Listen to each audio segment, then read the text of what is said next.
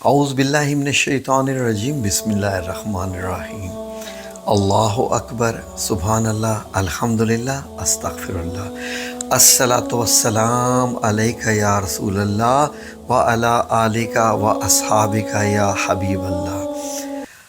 ناظرین، میری ایک زندگی کا تجربہ ہے اور بہت سارے بزرگوں سے بھی سنا ہے۔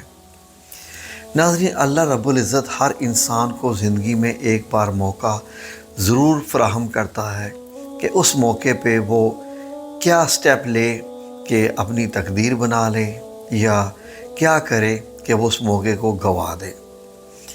آپ لوگوں کو بھی بعض دفعہ یاد آتا ہوگا کہ میں وہ ایک کام کرنے لگا تھا، اگر وہ میں کر لیتا تو شاید میں اس وقت یہاں ہوتا، میں وہاں ہوتا، میں یہ کر لیتا، میں وہ کر لیتا۔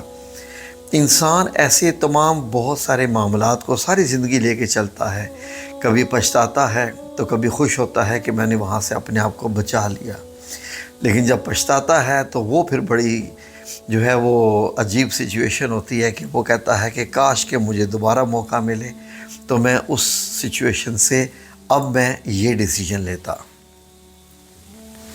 ناظرین، میری زندگی میں بھی کافی ایسے موقع آئے جن میں سے ایک موقع کو میں ابھی تک یاد کرتا ہوں، اور ابھی تک جب بھی میں اس چانس کو، جو کہ ایک بونس چانس تھا میری زندگی میں سمجھتا ہوں کہ کیا میرا ڈیسیجن غلط تھا یا صحیح تھا، لیکن اللہ رب العزت ہی بہتر جانتا ہے اور ہر چیز میں اللہ کی حکمت ہوتی ہے۔ لیکن آپ سے یہ میری گزارش ہے کہ یہ واقعہ سننے کے بعد آپ لوگوں نے کمنٹ سیکشن میں مجھے بتانا ہے کہ کیا میں نے غلط کیا یا ٹھیک کیا۔ مجھے نہیں پتا میں نے غلط کیا یا ٹھیک کیا۔ واقعہ سنانے سے پہلے تھوڑا سا اس واقعے کے بیک گراؤنڈ میں جانا پڑے گا، تاکہ میرے اس رپلائی کو، جو کہ مجھے جب موقع ملا تو میں نے وہ اویل کیوں نہ کیا، تھوڑا سا سمجھنا پڑے گا، آپ کو تھوڑا سا بیک گراؤنڈ میں جانا پڑے گا۔ ناظرین، میں جدہ میں تھا تو 1996 میں ہماری کمپنی بنی تھی۔ اس کمپنی کا کام تھا آئی ٹی ٹریننگ کا، انفارمیشن ٹیکنالوجی کی ٹریننگ کا۔ میں نے 97 میں اس کمپنی کو جوائن کیا تھا اور 96 میں جبیل برانچ، جو کہ دمام کے ساتھ ہے، اس کو جوائن کیا تھا۔ جدہ ٹرانسفر کے بعد ہماری وہ کمپنی 2011 تک چلتی رہی، یعنی 1996 ٹل 2011۔ اس کے بعد ناظرین، جب سعودی گورنمنٹ نے رولز چینج کیے، پھر کفیلوں کے رنگ کر دیے کہ کوئی بھی بندہ کفیل کے بغیر کام نہیں کر سکتا، اور ریسٹرکشنز لگا دیں، پھر کفیل کبھی ریڈ ہے، کفیل کبھی براؤن ہے، کبھی گرین ہے، کبھی کیا ہے، عجیب عجیب سی صورتحال ہو گئی، جس سے سعودی کی اکانومی بہت گری۔ تو ناظرین، اسی دوران ہی، کیونکہ ہماری کمپنی تو آؤٹ سورس کرتی تھی، باہر سے ساری لیڈی ٹیچرز ہوتی تھی جن کو اسکول میں اپوائنٹ کیا جاتا تھا کہ آپ بچوں کو کمپیوٹر سکھائیں گی، یہ چھوٹی چھوٹی اپلیکیشن سکھائیں گی۔ تو ظاہر ہے کہ ان تمام خواتین کو جو ہے وہ کمپنی ہائر نہیں کر سکتی تھی، اقامہ ٹرانسفر نہیں کرنا چاہتی تھی، کیونکہ اس کے بعد پھر سارے رائٹس دینے پڑتے ہیں وغیرہ وغیرہ۔ تو جو بھی کمپنی کی پالیسی تھی، 2011 میں کمپنی وہ بند ہوگی، تو کفیل میرا وہی تھا جو دمام والا تھا۔ تو اس نے مجھے کہا کہ اب کیا ارادہ ہے؟ میں نے اسے کہا کہ ارادہ یہی ہے کہ جدہ مجھے اچھا لگتا ہے، کیونکہ مکہ المکرمہ 40 منٹ کا راستہ، مدینہ منورہ 3 گھنٹے کا راستہ، تو وہ چھوٹا سا دمام، اور وہاں پر چیزیں بھی مہنگی ہیں، تو یہ شہر 1000 درجے بہتر ہے ان سٹی سے، تو میں یہیں پر ہوں۔ تو میں نے اسے بتایا کہ میں کمپیوٹر کا شو روم بنانا چاہتا ہوں، یہ میرا ارادہ ہے۔ تو پوری اسٹیمیشن وغیرہ لگا کے ناظرین، ہم نے وہ کمپیوٹر کا شو روم کھولا، اور اس میں تقریباً لیٹ سے کہ 15% شیئر کفیل کے بھی اس نے ڈال دیے۔ تو اس نے بھی تقریباً 15% اماؤنٹ، جو کہ اس کی تقریباً 30,000 بنی تھی، وہ اس نے ڈالے۔ تو باقی سارے کے سارے میں نے لیے، کچھ اپنے بھائی سے بھی لیے، وہ سارا ارینج کر کے، میرے پاس بھی رقم کافی تھی، تو کمپیوٹر کا شو روم کھولا۔ اور الحمدللہ زندگی کا پہلا ایکسپیرینس تھا شاپ چلانے کا، کیونکہ میرا ظاہر ہے کہ بیک گراؤنڈ 1998 سے کمپیوٹر سے ریلیٹڈ تھا، ریپیئرنگ، ٹربل شوٹنگ، پروگرامنگ وغیرہ سب کچھ۔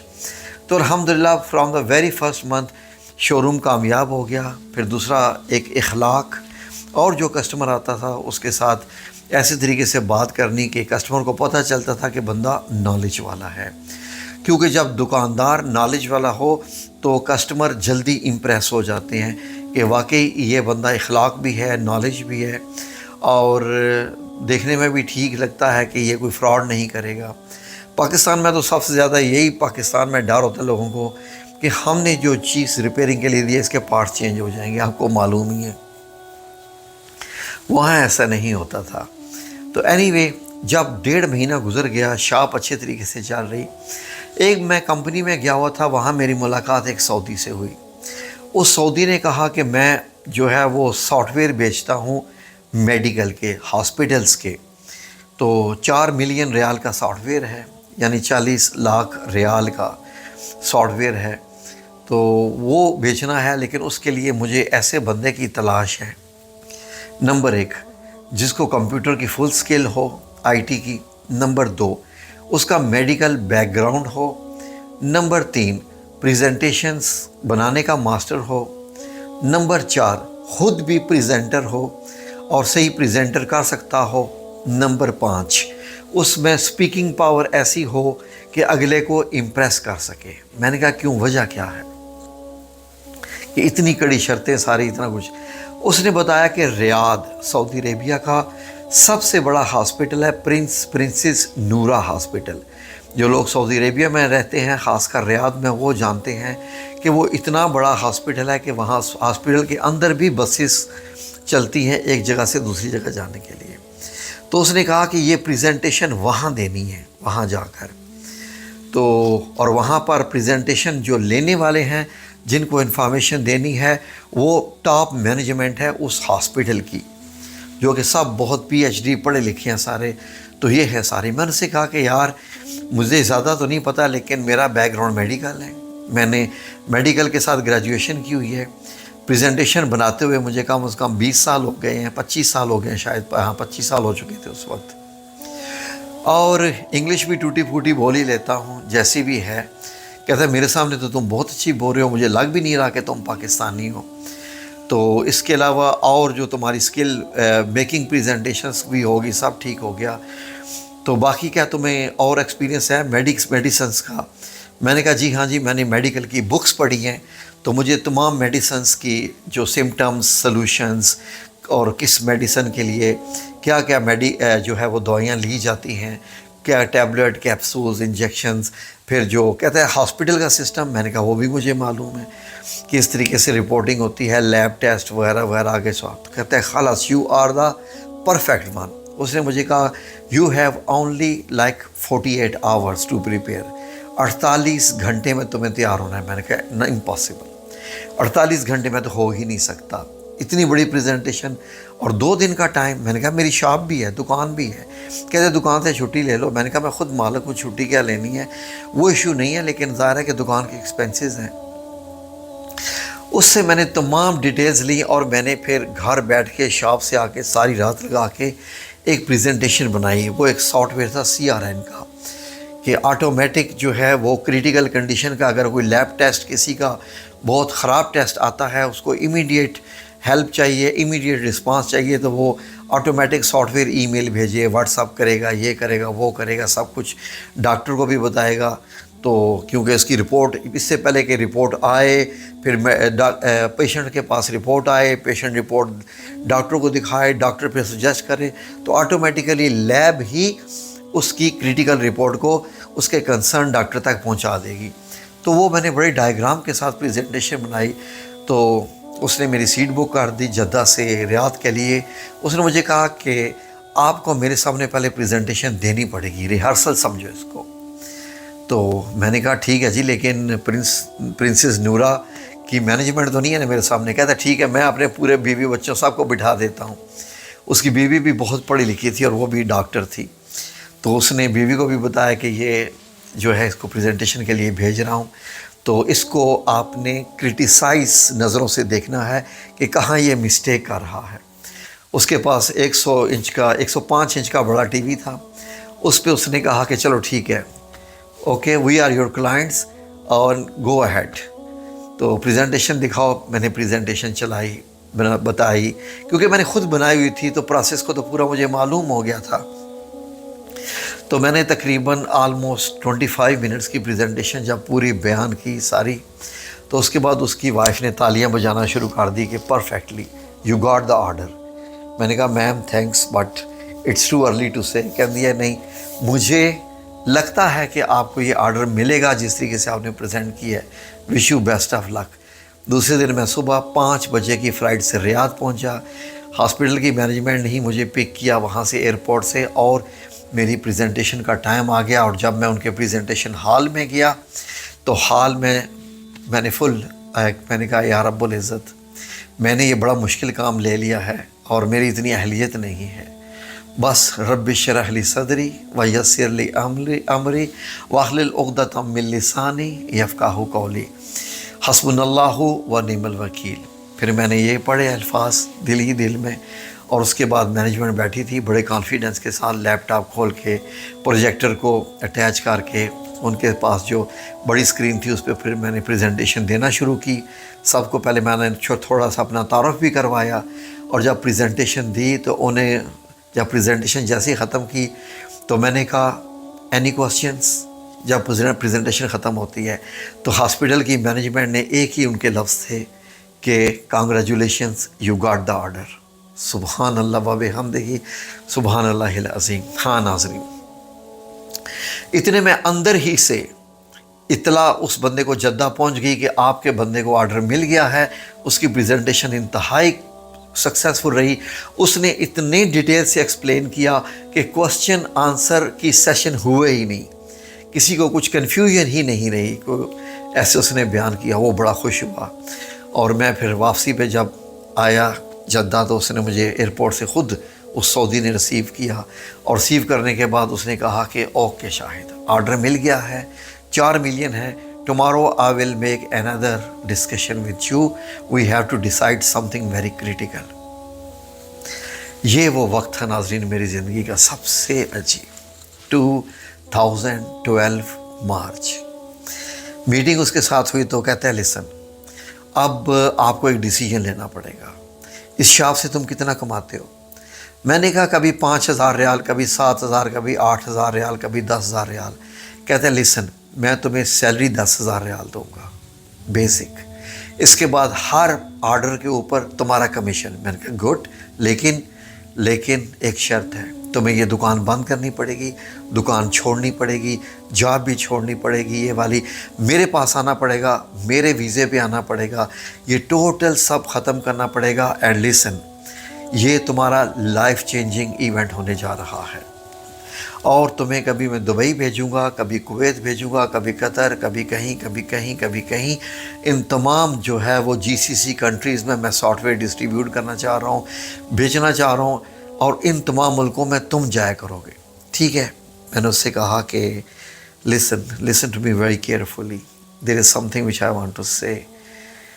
تو میں نے اسے کہا کہ دیکھو میں نے 6 مہینے لگائے، میرا کفیل نہیں مان رہا تھا، وہ کہہ رہا تھا کہ مت جو ہے یہ دکان، میرا پیسہ نہ کہیں ضائع جائے، تمہارا پیسہ نہ کہیں ضائع جائے، اکثر دکانیں فیل ہو جاتی ہیں۔ تو میں نے اس کو بڑا کانفیڈنس میں لیا، میں نے اس کو بڑی جو ہے وہ امید دلائی کہ انشاءاللہ کمپیوٹر کا نالج اللہ نے مجھے اتنا دیا ہے کہ دکان تمہاری فیل نہیں ہوگی، بے شک تمہارے نام پہ مالک تو میں ہی ہوں، تمہارا صرف تھوڑا سا شیئر ہے۔